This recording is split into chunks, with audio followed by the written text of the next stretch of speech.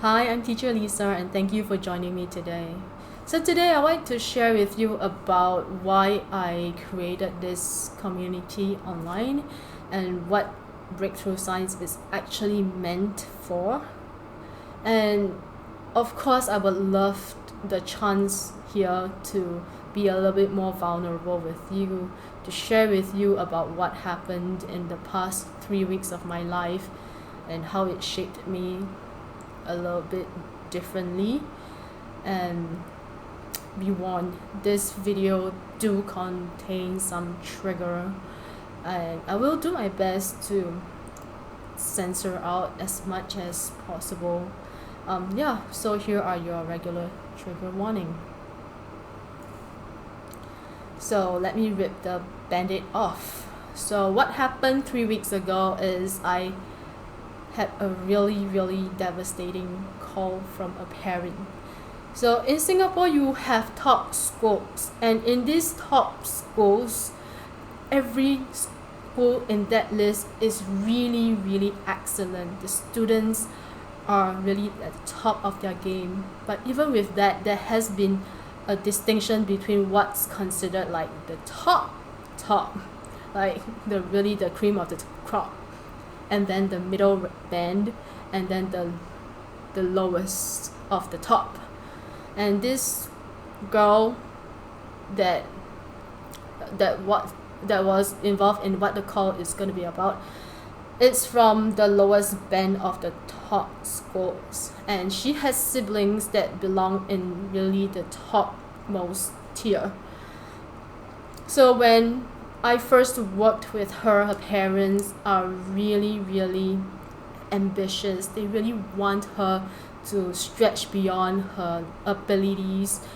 In that process, maybe I didn't think that it could have been taken many steps ahead of what Breakthrough Science was actually meant for. And there was a lot of endless comparisons with her siblings, and there were a lot of can I call the commando style slave driving. I didn't know all of that was going on until 2 weeks, roughly about 2 weeks before that call. And that was when I realized that something's not quite right, and I started asking the mother, can you please be honest with me? I feel like there's something you're hiding from me, because she has been unwell more frequently than usual. And she said, look, I didn't think that you will ask me that question. She has been on antidepressants because, as you know, you can understand, she has not been doing very well in school. There could be a chance that she could end up getting retained in that year, because honestly she's really not hitting the requirements to get promoted to the next level in the next year. And what triggered the antidepressants therapy and the counseling sessions was that she sent out a message to her mother to say that, Mom, look, if I am going to get retained in class for another year, I will not allow myself to continue to exist in this world. And when I heard that from the mother, I knew that it was actually very late. And why would I say so? Because a lot of times when a kid really gets to that extent, it's very hard to bring them back. They are beyond what we can say. They don't want saving. Maybe some of them, a lot of that's why the success rate at this point of time, it's really low. So it was because of that I started looking very hard among my friends. I asked around, like, is there someone I can speak to? And I was so fortunate that I actually met a guy in Malaysia. He's a professor in counseling, And he was so happy to work with me to bring a camp, to actually try and do some kind of camp to actually work around that problem. And I thought that, yeah, I finally have something going on, because if there's something that can rewind a few years backwards behind, before that kind of events can actually take place on any child. Look, it's really sometimes not the worst performing kids that gets to this stage. A lot of them can also be really high functioning, amazing kids that ends up that way, because in our education system here, not just in Singapore, even in Malaysia and the entire Asia, we're just too cutthroat, and a lot of times we fit students into models that are just not meant for them. So I was so hopeful. I started telling a lot of parents that I know of that, look, I really have something that I can bring to you soon, really, really soon. And then when I thought that I have something already, the call came and said that she's in the emergency room. Like, we have to pause lessons for a while. And she's going to be transferred to the psych ward. I felt my heart really breaking. And at that point of time, before I could even react, and I had a call from my family. My dad's in hospital. He had a stroke. It happened and he was driving. But I really, really thank God and thank the universe. I'm so grateful that it wasn't a major stroke that happened while he was driving. He had the time to properly stop his vehicle and react to it and call for help. And I thought that while I'm handling the intense exam period, which is now, like preparations for this 2-3 weeks, I have neglected my dad. I did not see him, and I really felt very bad for him, because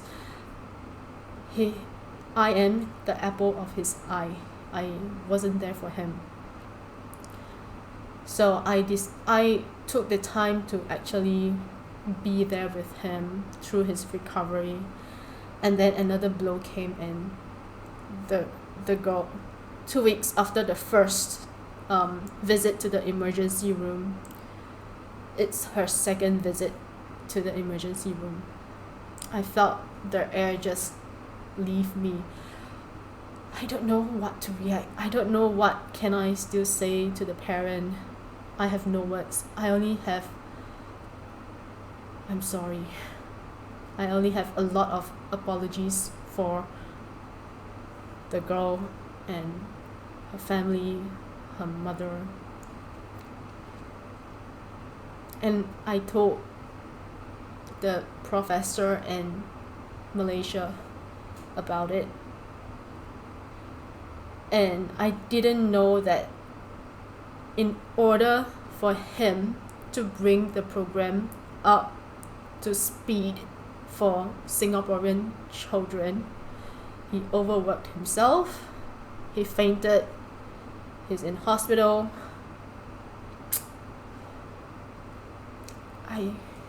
I don't know what to do now. Life happened, and so why do I create Breakthrough Science? It's meant to create the champion in every child. It is meant for the critical moments where children run through the finishing line with all that they have got. The finishing line is the exam paper. Bring in their best, their A game to it. It's not a tool to endlessly slave drive a child into the end. And that is one thing that I have to be very firm with all parents out there. Your child will always have strengths and weaknesses. Work on their strength And there will always be someone else out there to fill in those weaknesses. There is no need to be that cutthroat that erodes their emotional health, that erodes their confidence because they're just not good enough for the family, they're not good enough among their siblings, they're just not good enough in many, many ways. Why does it have to be that way?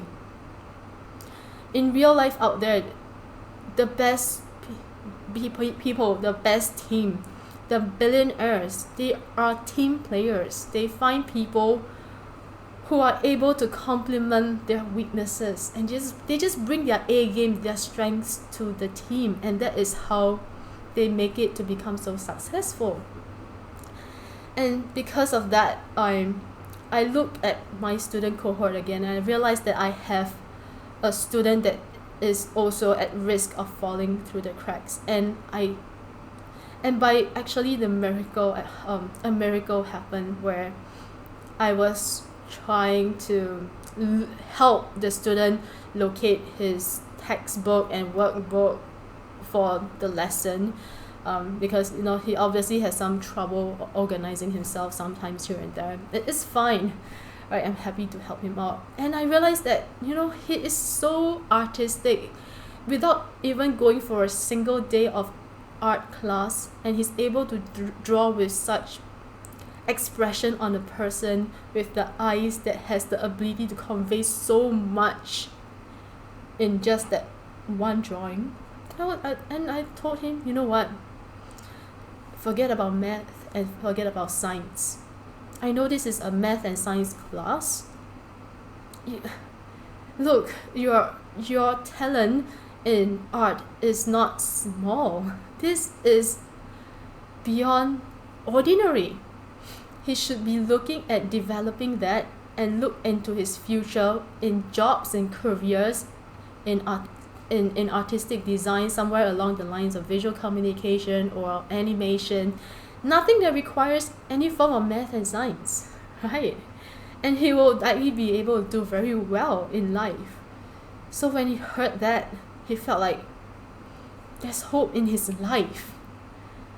I can't even describe the look on his face that changes the game for him. He didn't feel that he has to be so stressed out about just not doing well in school anymore.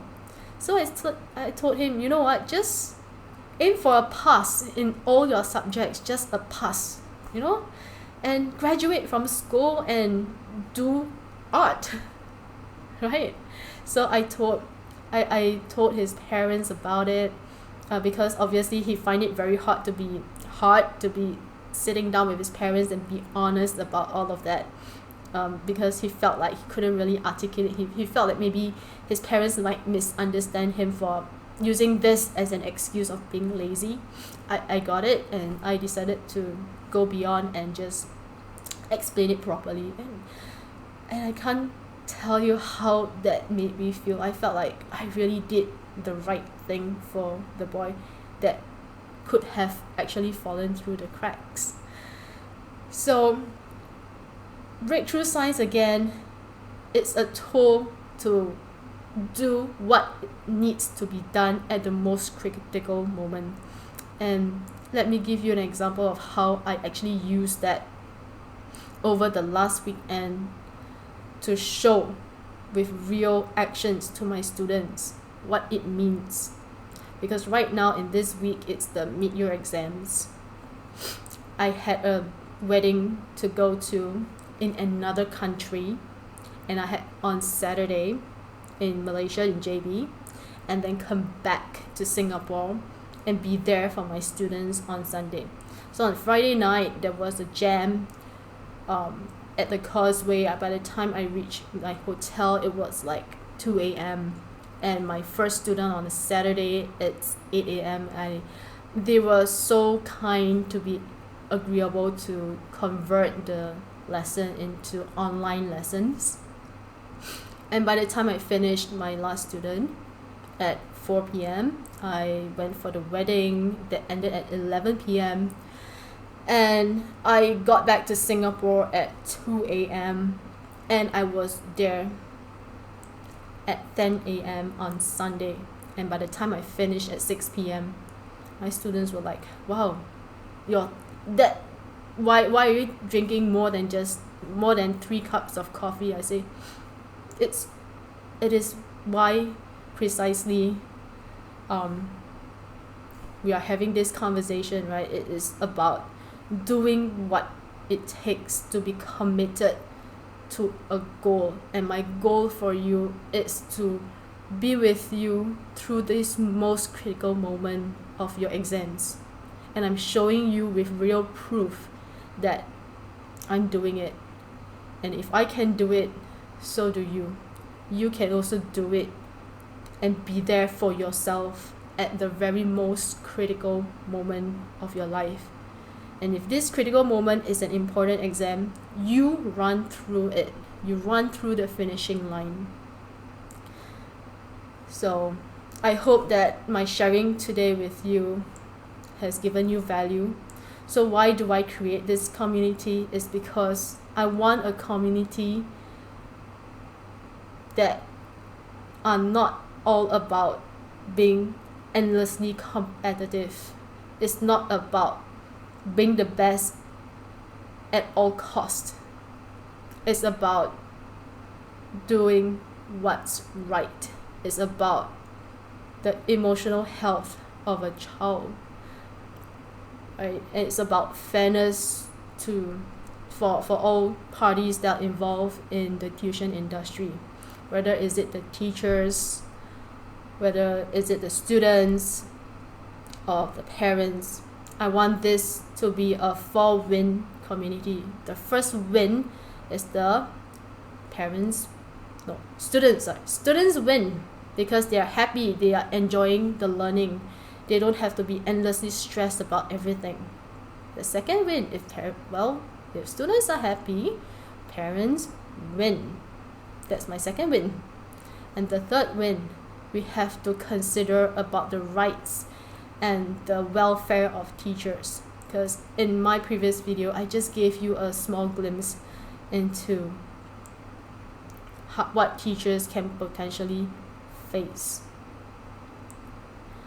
So if we can take care of the teachers, make sure that they are not shortchanged in the process of whether is it in education as a teacher or whether is it in tuition as a tutor, they are getting a fair deal, then that is my third win for this community. And my fourth win is the businesses that are involved with this ecosystem. Of course, they have to win and make a profit and be sustainable at the same time while they are sustaining the 3 wins, isn't it? So the fourth win is the win of the business. So thank you for joining me today. I hope to see you soon. And please like and subscribe, hit the subscribe button, and I will see you in my next video. Bye.